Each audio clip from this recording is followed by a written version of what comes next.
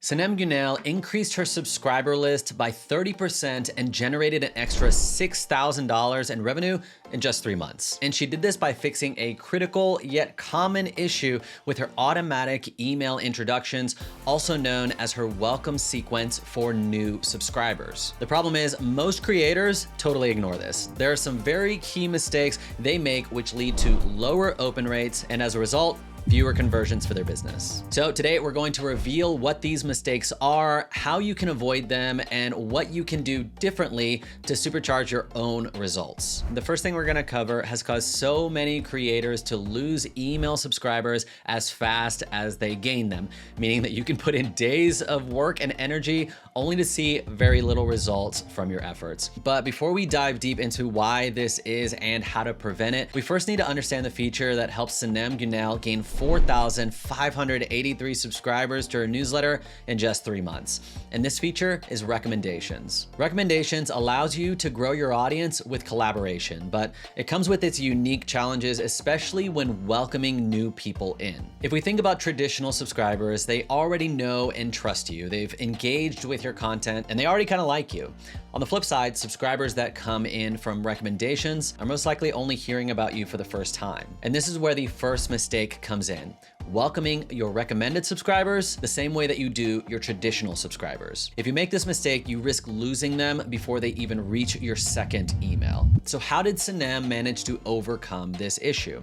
With one simple strategy. She created a unique welcome sequence for her recommended subscribers, differentiating it from the one that she has set up for her traditional audience. This approach is crucial because it helps catch the recommended subscribers up to speed with who you are and what value you can bring them. Here's a quick idea on how you can get started with this unique welcome sequence. Email number 1, say hello and share some of your proudest evergreen content. Email number 2, introduce yourself and what you do. And email number 3, tell the story behind your brand and why you started your business. However, there is a crucial step closely tied to our goals that if we overlook it, will ruin any chances of our carefully crafted welcome sequence reaching its intended audience. As creators, we all have ambitions. For me, it's important that I get to spend regular time with my wife and kids and friends, but I've got my responsibilities here as a social media and YouTube strategist, and I'm building up a brand on the side for work from home dads. As content creators, it's not just life. You have to shoulder multiple jobs as well. You have to be a content creator, a product developer, a marketing strategist, a social media manager, a customer service representative, a networker, an educator, and so much more. So you might be thinking, how do we manage all these responsibilities? It's an impossible task to be everywhere at once. Which brings us to mistake number 2, overlooking the power of automations, or worse, setting them up incorrectly. Automations are like your digital clone, working around the clock without need for rest or sleep.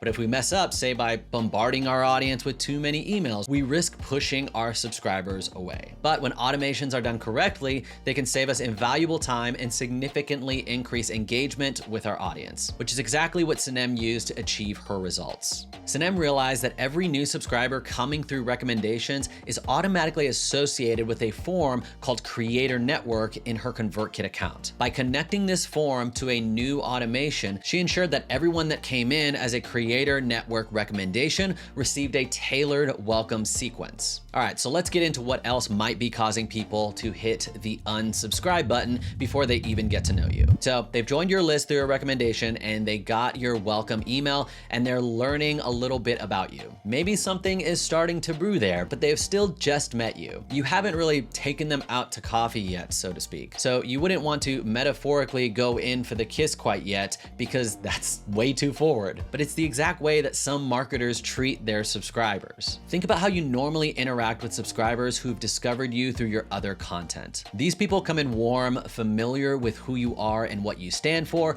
ready to deepen that connection and probably buy something. But what happens when we drop a subscriber who has been recommended to you into this very same pipeline? Suddenly, the experience changes.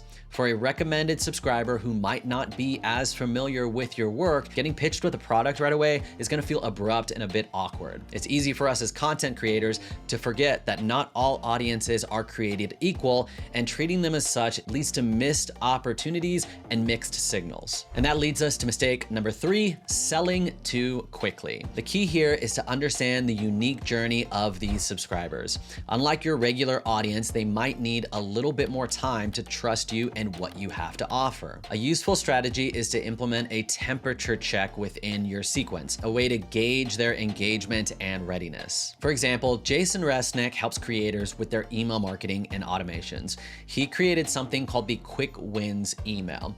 It's an email that contains 3 links, and each one links to a resource that tackles a major issue the subscriber might be facing. If a subscriber clicks on any of these links, Jason tags them with click, quick win, and whatever the specific issue is that they clicked on. And then they'll get an email sequence that pitches one of his offers. Basically, he doesn't send that sequence to someone until they've shown interest by clicking. But imagine pouring your energy and passion into crafting the perfect nurture sequence, gathering data on your subscribers, tailoring every detail to keep them engaged, only to overlook a crucial step that renders all of your efforts pointless. So many people miss the chance to get this right, and by not doing this, they're throwing away an opportunity to have the maximum impact on their results. So picture this, you're super pumped to start binge watching this hilarious new comedy show that you found. It's even starring an actor that you like. You really try to get your friend excited about this comedy gem, but no dice. Your friend has really been into this mystery thriller series, all caught up in the suspense and the dark plots, and their mind is stuck on those mysteries. And all that effort that you're putting in to switch their focus, turns out it's just kind of bugging them. And instead of bringing you closer over a shared show, it feels like you're pestering them. Do you see the misstep here? When we're not on the same page, even the best intentions can backfire. So what does this have to do with email? It's all about getting on the same page as your subscribers. Take Jason, for example.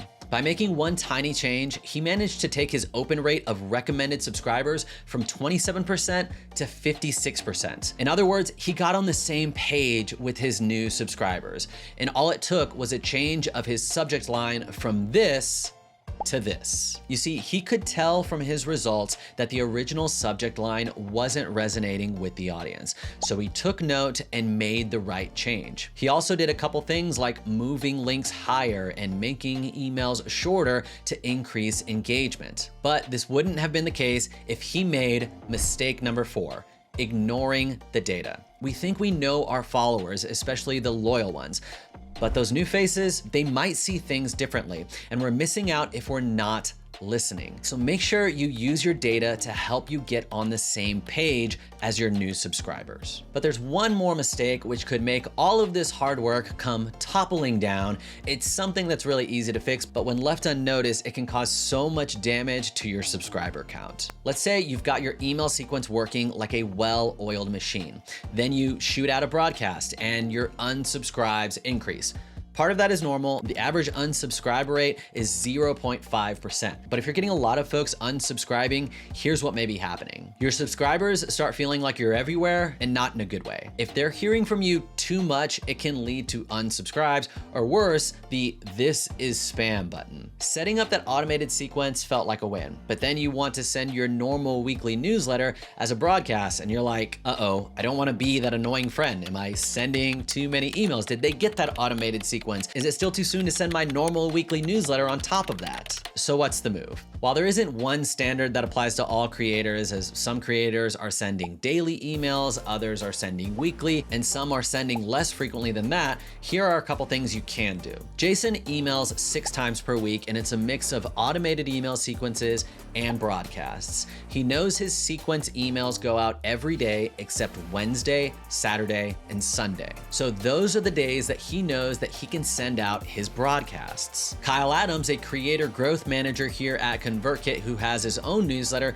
does something different. Using visual automations, before someone enters a new sequence, such as a welcome sequence, he adds the tag "Do Not Disturb" to that subscriber. Then when he sends his broadcast, he sends it to everyone except anyone with the do not disturb tag. Whenever they finish the sequence, he has the visual automation remove the tag, so now they will receive his broadcasts. Doing either of these will help you avoid mistake number 5, which is overwhelming your subscribers. Create that breathing room between your automated sequences and your manual broadcasts. But overwhelming your own subscribers isn't the only thing that causes you to lose subscribers. There's actually an even bigger mistake email marketers make that's having a huge impact on their revenue. So check out our video, Beginner versus Pro Newsletters here, to find out how to avoid it.